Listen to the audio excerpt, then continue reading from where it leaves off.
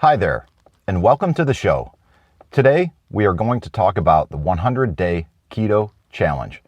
Now, during the episode today, we're going to touch on three things: the origin of the 100-day keto challenge, the history of the ketogenic diet, including a bit of my own history with it, and why I accepted the challenge, and why I'd encourage and challenge you to do the same. Now, before we get into things, I'd like to take a moment to thank you. I appreciate you taking valuable time out of your day to spend it here with us on the show. And for those of you who are new, this is episode 149 of the All Around Growth podcast. And this show provides insight and tools to build the life and homestead of your dreams. My name is Rob Kaiser, and I am your host. Today is Tuesday, July, what is the date today? Tuesday, July 13th, 2021. And with that, let's get into the origins of the 100-day keto challenge. Now, this is a challenge that was brought up to me this past weekend. Now, on Saturday, July 10th, I was exchanging messages with a listener from the audience, Andrew Hughes. And during our series of message exchanges, he asked me if I would be interested in this 100-day keto challenge. And I agreed after some dialogue about it. It seemed like a good idea, and the primary purpose he communicated behind the idea of the group was an accountability group. And I am all about that. So, if you're interested in joining the group with a bunch of like-minded people who have shared goals, then check out the show notes, and there's a link to that group, the 100-day keto challenge group. And I just want to give a shout out to Andrew Hughes for the motivation and the idea behind the group. Andrew, I would, even though I don't know Andy personally, he's been a friend to me and one of the biggest supporters of the show from the very beginning. And I just want to express my gratitude to him and for being a part of the audience, reaching out to me and asking me to participate in this with him. You can check, if you'd like to learn more about Andy, he's also a great writer, and he's got a great blog called Among the Homestead, and I would highly recommend checking it out. That is amongthehomestead.com. I will link to it in the show notes, and I will also link to the 100-day keto challenge group. Because just after a few days after this Saturday, we decided to make that group just to keep easy dialogue and ease of file sharing. So if you're not on Telegram, you hear me talk a lot about it. This is yet another reason, because of the way in which that app works. It's great for reasons like this.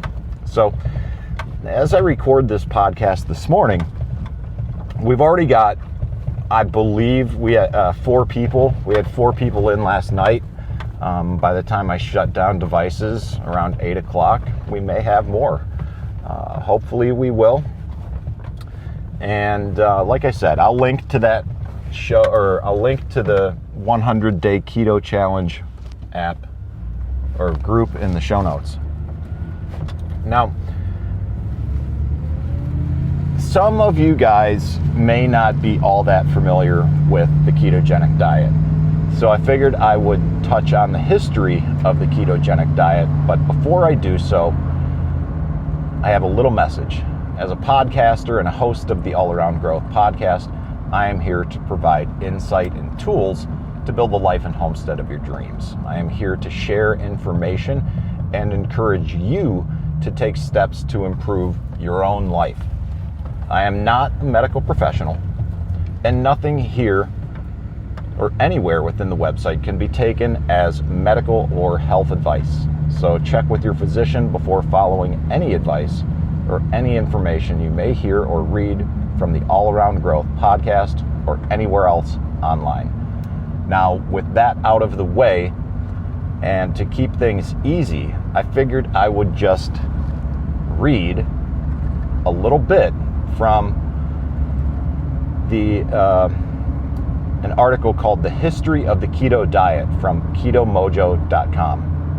And a little side note, Keto Mojo is a brand of ketone testing strip. And it's not an endorsement. I've never used them, but I know some doctors and naturopaths that do. And it seemed like a good source to pull information from. And I've linked to this article in the show notes as well. Now, the keto diet is a science-based, low-carbohydrate, moderate-protein, high-fat diet with a history dating back to the 20th century, early 1900s. Many people choose the keto diet for weight loss, but keto was first discovered for controlling seizures, and there are many other dietary therapy benefits as well, such as improved neurological functioning, increased mental clarity, and sustained all-day energy. What's the history of the ketogenic diet, and why is it growing dramatically in popularity among dieters and beyond?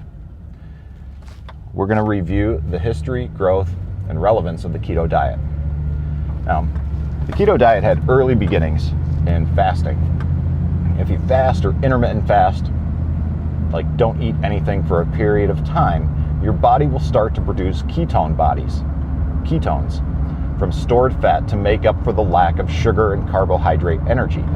Our ancestors recognized the metabolic health benefits of fasting as early as about 500 BC, unwillingly instigating a state of ketosis when you limit carbohydrate intake and your body uses ketones as its primary fuel source and leveraging it for a variety of conditions.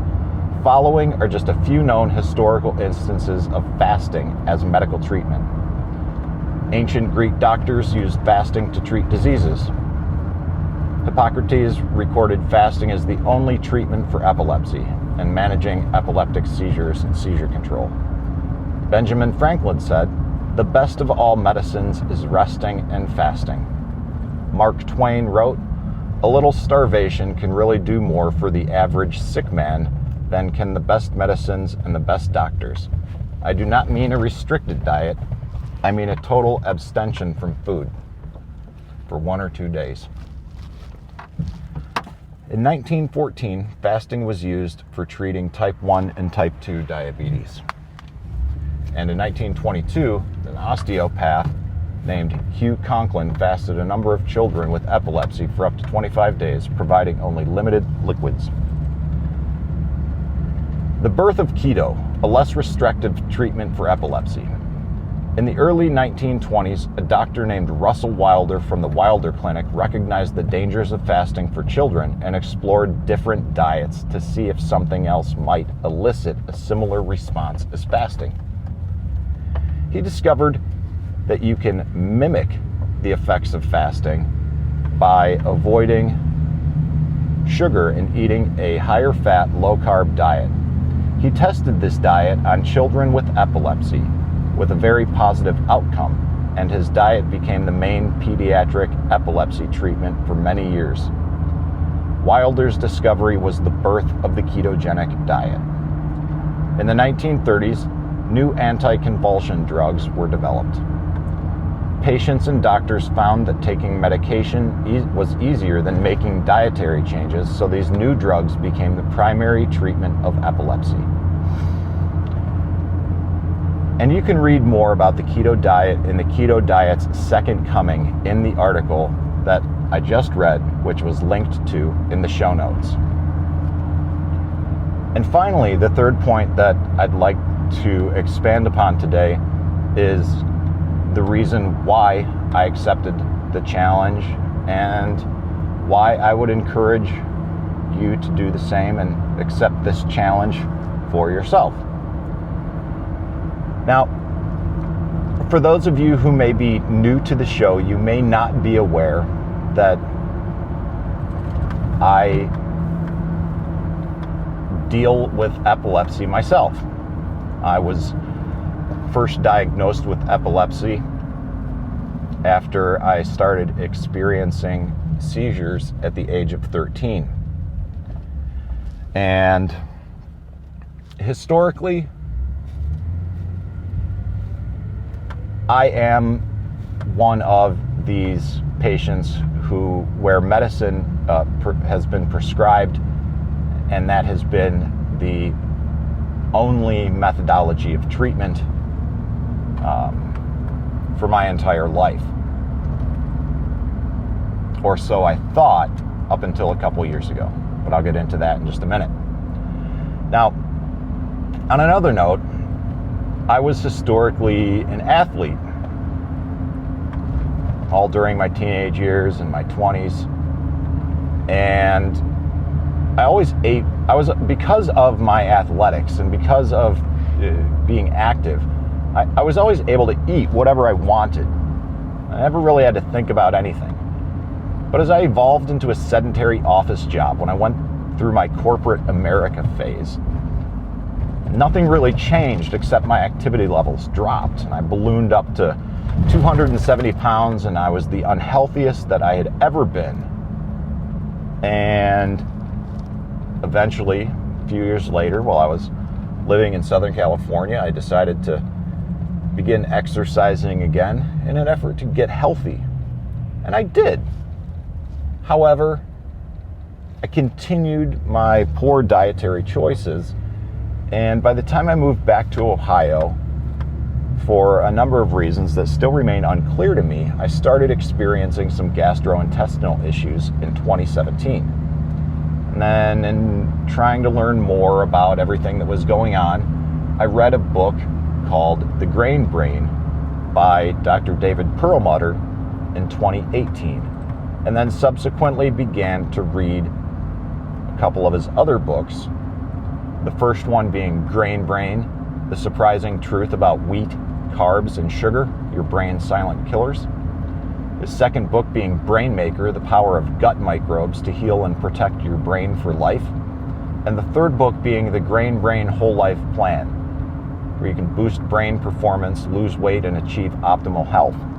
Now that book was awesome because there was a 14-day meal plan that wasn't keto necessarily, but it was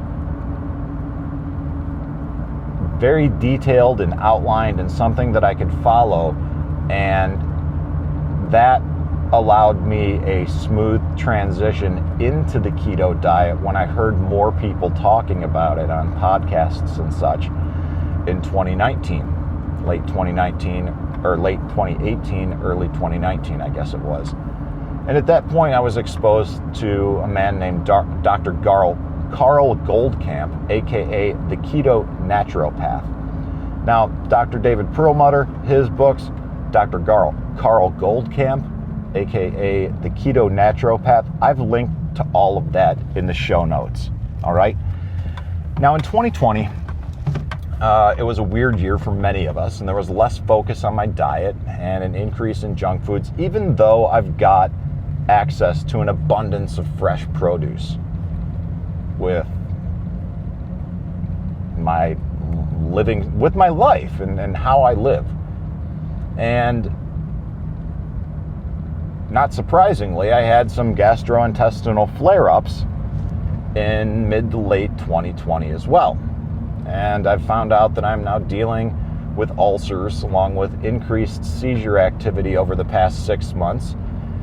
And in the past, I had explored alternative and adjunct therapies, and that because they're of interest to me due to the fact that I've been taking pharmaceutical anti-seizure medications for 3 decades, and there are some long-term side effects associated with that I'd like to begin attempting to mitigate if it's not too late already. But in order to explore alternative and adjunct therapies, one has to be healthy first, or otherwise it's pretty much a waste of time as far as I can tell. So that is my motivation for engaging in the 100-day keto challenge, is to try and deal with all of the health issues that I have been experiencing for several years at this point, and in the case of epilepsy, several decades. So what are your reasons and motivations for exploring the ketogenic diet? Do you have type 2 diabetes? Are you a candidate for type 2 diabetes? You trying to lose some weight? You obese? You got a body mass index over 40? You have epilepsy? You trying to deal with or help someone deal with Alzheimer's, autism, or brain cancers like glioblastoma? Again, I'm not a medical professional, but those are reasons outlined by the Cleveland Clinic that one might consider exploring the ketogenic diet. And you can read that article in the show notes. Now, whatever your motivations are, you are welcome to join us in the 100-day keto challenge. And links to that group, the Telegram group, are going to be in the show notes. So if you're interested, check it out, and I'd love to see you there. So that's about it for the show today. I hope to see you in the group. And if you like what you heard here, there's a couple things that you can do. If you're a listener through iTunes or Apple, and we're about 50-50. We used to be predominantly largely through the iTunes, Apple Podcasts platform, but now we're half and half, coming through the website, coming through other podcast players, Stitcher. But if you're an Apple listener, there's a link in all caps to click, rate, and review the podcast. That really helps the algorithms. But if you're not, give it a rating on your podcast player of choice. Anything and everything helps support the show. But best of all, if you like what you heard, I would really encourage you to share it with a loved one or share it on social media. You can do so easily from the show notes. There's ways to share to Facebook, Twitter, all your favorite social media platforms. And I would just kindly ask that you go ahead and do that, because I am kind of terrible at self-promotion, and that's not my strong suit. I'm also interested in seeing what kind of growth this podcast can experience organically. Anyways, there's also a link to all of the show notes, or a link to all of the episodes rather, in the show notes. And if you have any questions or feedback for me, you can join the Telegram group for the show, t.me/allaround. Jeez, Barry, what are you doing? I'm backing in and she's just pulling in. So anyways, I almost got into an accident because Barry's not paying attention. Come on now, Barry. Anyways, I appreciate you tuning in. And one last thing that also, like I said, there's links to the All Around Growth community on Telegram, t.me/allaroundgrowth. There will be links to everything I talked about in the show notes today. And last but not least, if you're interested in supporting the show on Patreon, there's a link to do so in the show notes as well. I need to do some work to get some updates there, but if you want to show some support in that manner as well, I've made it able for you to do so. Anyways, one more time, thank you for listening. I appreciate your time, and this is Rob Kaiser, and thank you.